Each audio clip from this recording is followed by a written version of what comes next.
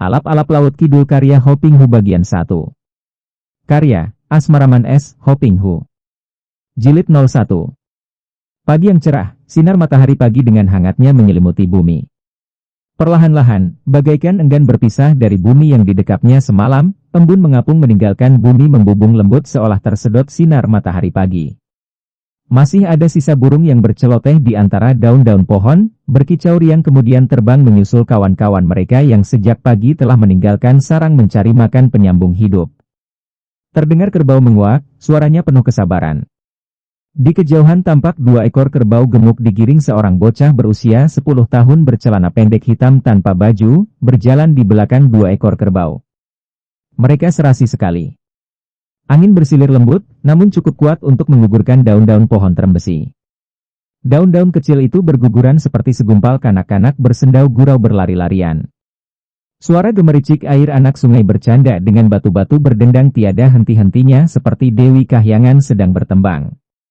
Nun di sana, sawah ladang terbentang luas berwarna kehijauan dengan bercak-bercak kuning menjanjikan hasil cucuran keringat jerih payah para petani. Maha Agunglah Sang Maha Pencipta.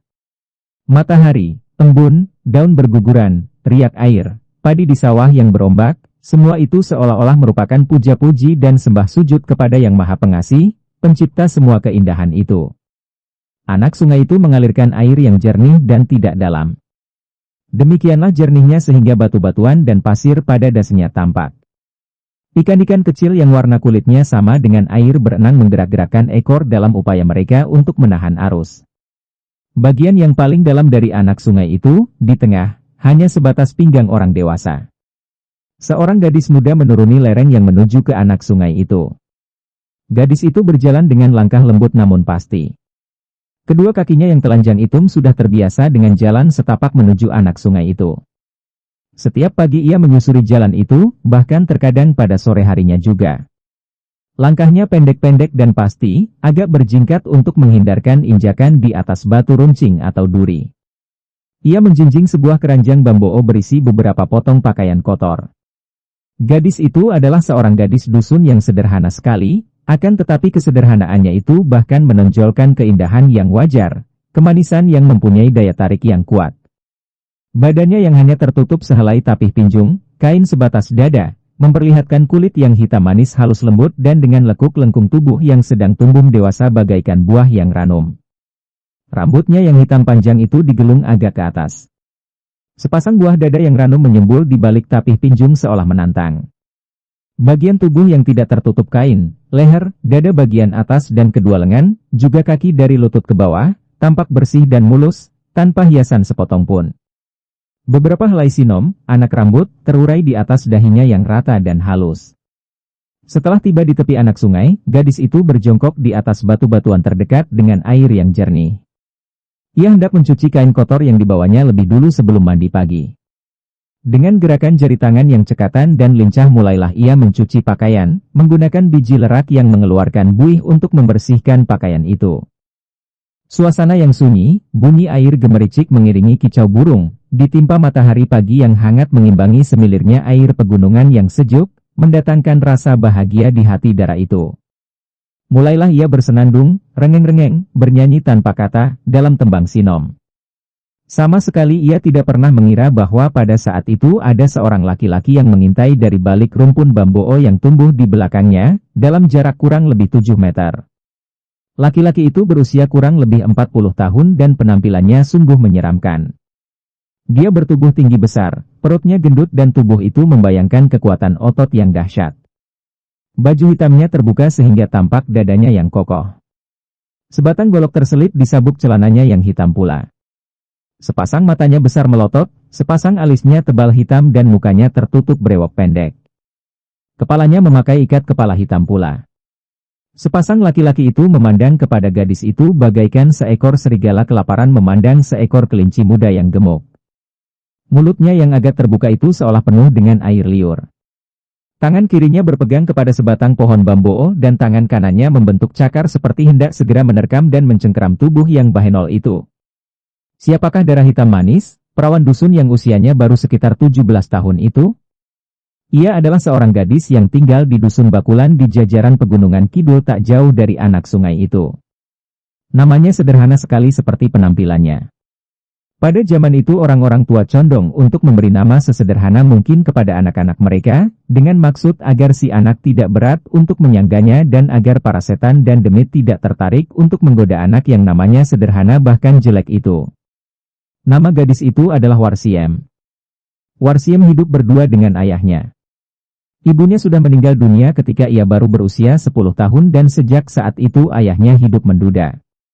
Ayahnya bekerja sebagai seorang petani dan biarpun hidup mereka berdua sederhana dan tidak berlebihan, namun tidak sampai kelaparan. Kedua ayah dan anak ini tidak mempunyai keluarga lain di dusun Bakulan. Mencuci pakaian dan mandi di anak sungai itu merupakan sebagian dari pekerjaan Warsiem sehari-hari di samping mengurus pekerjaan rumah seperti masak, membersihkan rumah, dan sebagainya sedangkan Pak Sutowiryo, ayahnya setiap hari bekerja di sawah ladang. Warsiem sudah selesai mencuci pakaiannya. Ia meletakkan semua pakaian yang telah dicucinya ke dalam keranjang, kemudian ia pun turun dari atas batu dan masuk ke dalam air anak sungai yang jernih dan yang dalamnya hanya sebatas pinggangnya itu. Ia mandi tanpa menanggalkan tapih pinjungnya karena kadang-kadang di tempat itu datang orang-orang lain. Untuk pengganti kainnya ia sudah membawa kain bersih dari rumah yang setelah habis mandi nanti dan berganti kain, baru ia akan mencuci kain yang dipakainya mandi itu. Sambil masih rengeng-rengeng, bersenandung, Warsiem mulai membersihkan kulit tubuhnya dengan menggosok-gosoknya dengan sebuah batu halus. Rambutnya dibiarkan tersanggul agar tidak sampai menjadi basah karena baru kemarin ia berkeramas. Tiba-tiba ia terkejut sekali mendengar suara di belakangnya. Cepat ia membalikkan tubuhnya dan begitu melihat seorang laki-laki brewok tinggi besar telah berdiri di atas batu dan memandangnya dengan mata melotot seperti harimau kelaparan, otomatis Warsiem lalu mendekap dadanya dengan kedua tangannya dan menahan jeritnya. Ia merasa terkejut sekali karena ia tidak mengenal laki-laki itu. Andai kata laki-laki itu seorang penduduk dusunnya, tentu ia tidak akan sekaget itu. Akan tetapi laki-laki itu adalah seorang asing yang menyeringai kepadanya dengan sikap kurang ajar. Hehehe, manis, Denok sayang, teruskan mandimu, aku senang melihatmu mandi. Akan tetapi kenapa kain itu tidak kau tanggalkan saja? Kata laki-laki itu dengan sikap ceriwis. Dari sikap, pandang mata dan kata-kata orang itu, sadarlah Warsiem bahwa ia berhadapan dengan seorang laki-laki jahat yang kurang ajar. Maka tanpa menjawab ia lalu berusaha naik ke tepi sungai dan hendak meraih keranjang pakaiannya. Akan tetapi laki-laki itu memegang keranjang pakaian itu sehingga Warsiem tidak dapat menarik dan merebutnya. Lepaskan keranjangku dan biarkan aku pergi, kata Warsiem. Akan tetapi laki-laki itu tidak melepaskan keranjangnya dan tertawa bergelak sambil memelintir kumisnya dengan tangan kiri. Hahaha. Perawan manis, siapa namamu? Jangan takut kepadaku. Singowiro adalah seorang laki-laki yang bersikap mesra dan lembut kepada perawan manis seperti engkau, hahaha. Melihat sikap laki-laki itu menyebutkan namanya Singowiro itu, Warsiem menjadi makin ketakutan. Ia melepaskan keranjang pakaiannya dan cepat bangkit berdiri lalu melarikan diri meninggalkan tepi sungai itu. Hahaha. Jangan lari, manis. Mari kupondong, ku gendong engkau, hehe. Singowiro lalu mengejar dengan langkah-langkah lebar. Saking takut dan gugupnya, beberapa kali Warsiem jatuh bangun dan sambil membetulkan tapih pinjungnya yang hampir terlepas ia berlari lagi. Hatinya merasa ngeri sekali mendengar langkah-langkah kaki yang berat dan berada di belakangnya. Tolong! Tolong, Bapak, tolong! Warsiem menjerit-jerit. Hehehe, percuma engkau menjerit, manis. Berhentilah dan biarkan aku memondongmu. Pada saat itu Warsiem sudah berhasil lari keluar dari tepi sungai dan kini kakinya yang telanjang dan sudah terbiasa berjalan di tanah pegunungan yang kasar itu, berlari sambil mengangkat kainnya sampai ke paha sehingga pahanya yang berkulit mulus itu tampak, membuat pengejarnya menjadi semakin bergairah. Warsiem adalah seorang gadis muda terbiasa bekerja berat sehingga ia memiliki tubuh yang sehat dan kuat.